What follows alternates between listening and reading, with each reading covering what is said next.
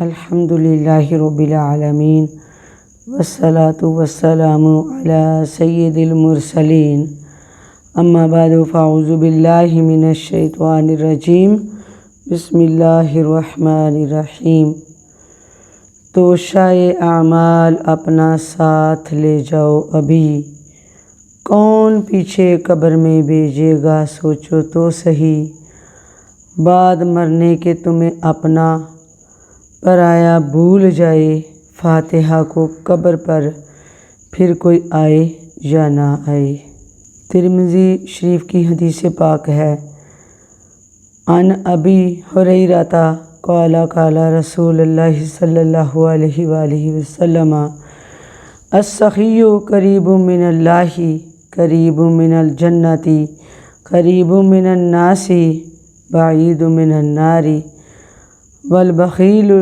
بعید من اللہ بعید من الجنت بعید من الناس قریب من النار والجاہل سخی احب الی اللہ من عابد بخیل۔ اس حدیث پاک میں ارشاد فرمایا گیا کہ حضرت ابو ہریرہ رضی اللہ تعالیٰ عنہ فرماتے ہیں، فرمایا رسول خدا صلی اللہ علیہ وآلہ وسلم نے کہ سخی اللہ سے قریب ہے، جنت سے قریب ہے، لوگوں سے قریب ہے، آگ سے دور ہے، اور کنجوس اللہ سے دور ہے، جنت سے دور ہے، لوگوں سے دور ہے، آگ کے قریب ہے، اور یقیناً جاہل سخی کنجوس عابد سے افضل ہے۔ اس حدیث میں یہ اشارہ فرمایا گیا کہ سخاوت مال، حسن مال یعنی انجام بخیر کا ذریعہ ہے۔ سخی سے مخلوق خود بخود راضی رہتی ہے، چونکہ صدقہ غضب کی آگ کو بجھاتا ہے، اس لیے سخی دوزخ سے دور ہے۔ یہاں عابد سے مراد وہ عالم عابد ہے جیسا کہ جاہل کے مقابلے سے معلوم ہو رہا ہے، یعنی جو شخص عالم بھی ہو عابد بھی ہو مگر ہو کنجوس کہ نہ زکوٰۃ دے نہ صدقات وغیرہ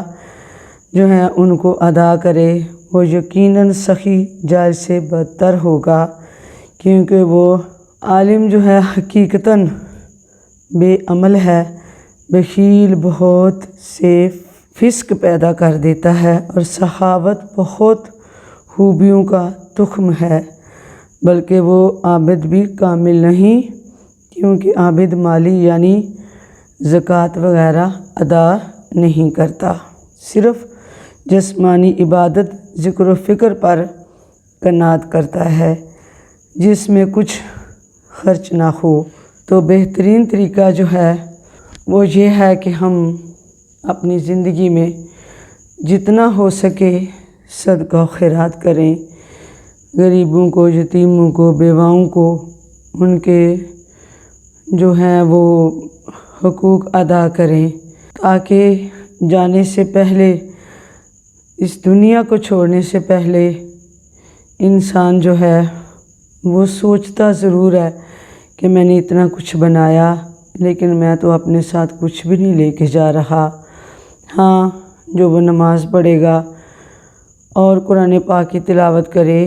اور اپنے ہاتھ سے اس کی رضا کے لیے صدقہ و خیرات کرے، یہ سارے اعمال اسے قبر کے اندر نجات عطا فرمائیں گے اور اس کے لیے باعث بخشش بھی ہوں گے، اور اس کی قبر جو ہے وہ روشن ہو جائے گی۔ اللہ تعالی ہمیں عمل کی توفیق عطا فرمائے۔